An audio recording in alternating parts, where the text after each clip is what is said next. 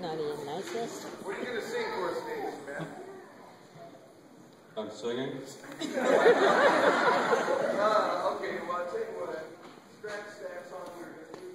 Let's just have you read the night before Christmas. Thank you, Jay.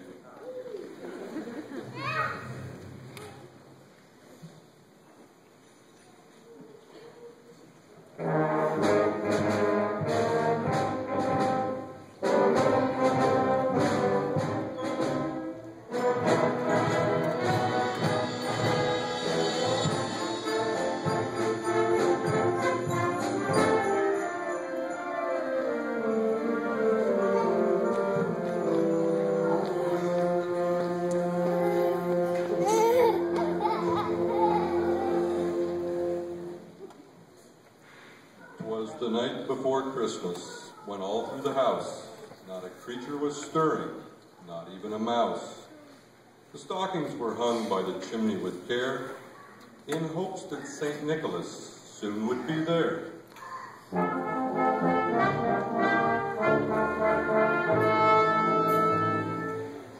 The children were nestled all snug in their beds, while visions of sugar plums danced in their heads.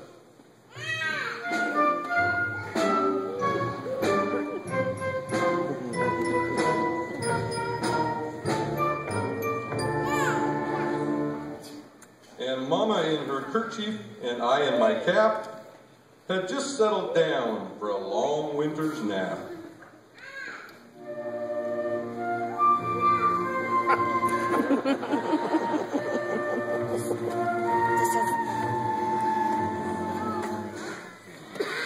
When out on the lawn there arose such a clatter, I sprang from the bed to see what was the matter.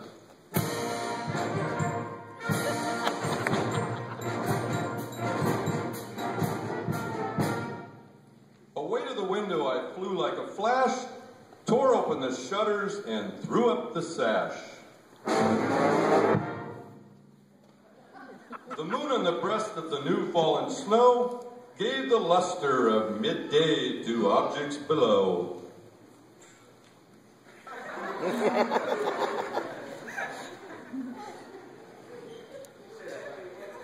Oh, not a problem. The moon on the breast of the new fallen snow gave the luster of midday to objects below.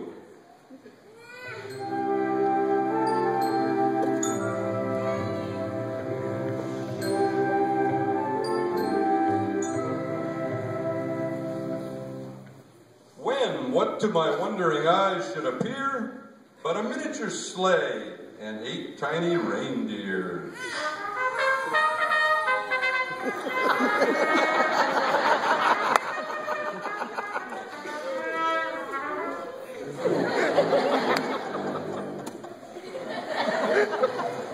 With a little old driver so lively and quick, I knew in a moment it must be Saint Nick.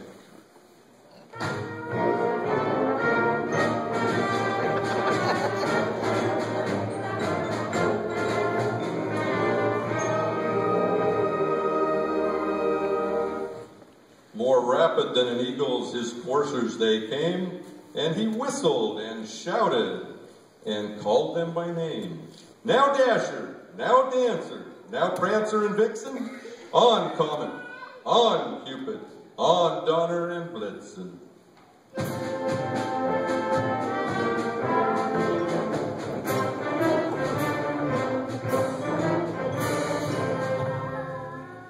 To the top of the porch, to the top of the wall, now dash away, dash away, dash away all.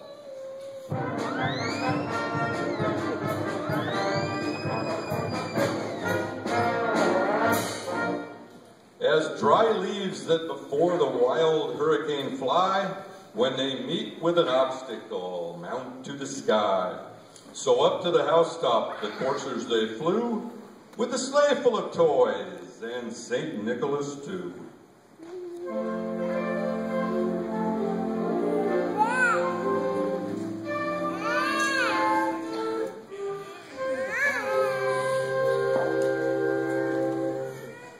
And then, in a twinkling, I heard on the roof the prancing and pawing of a little hoof.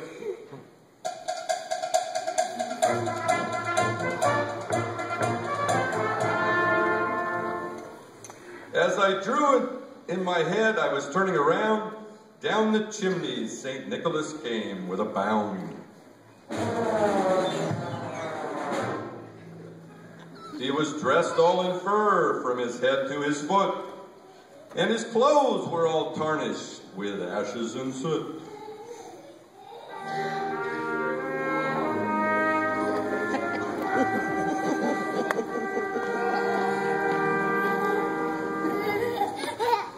A bundle of toys he had flung on his back, and he looked like a peddler just opening his pack.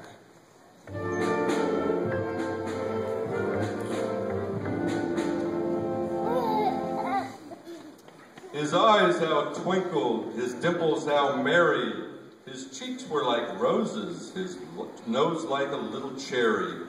His droll little mouth was drawn up like a bow, and the beard of his chin was as white as the snow.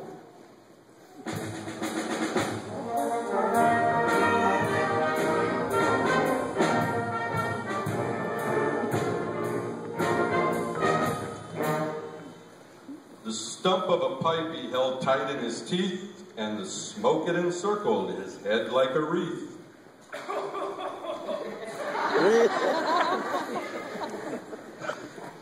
He had a broad face and a little round belly that shook when he laughed like a bowl full of jelly.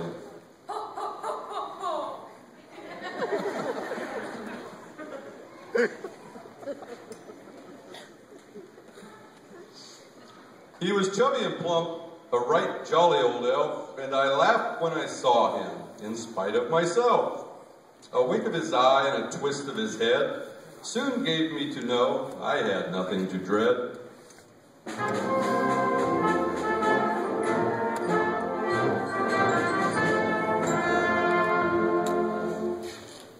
He spoke not a word, but went straight to his work and filled all the stockings, then turned with a jerk.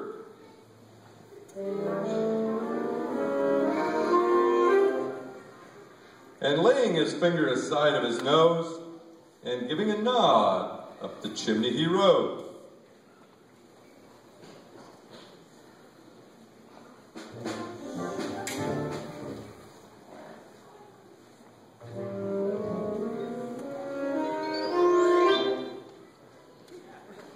He sprang to his sleigh, to his team he gave a whistle, and away they all flew like the down of a thistle.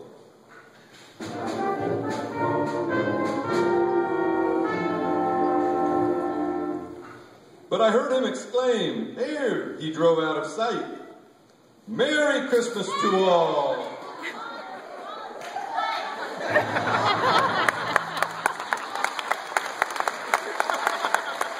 Merry Christmas.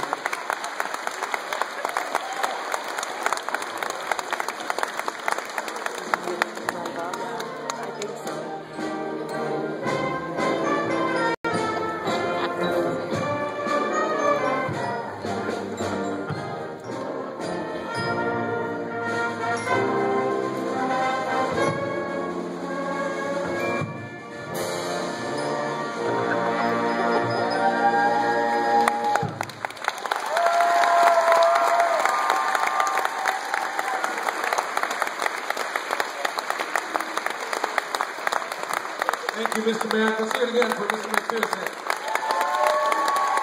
and the Symbolic Band.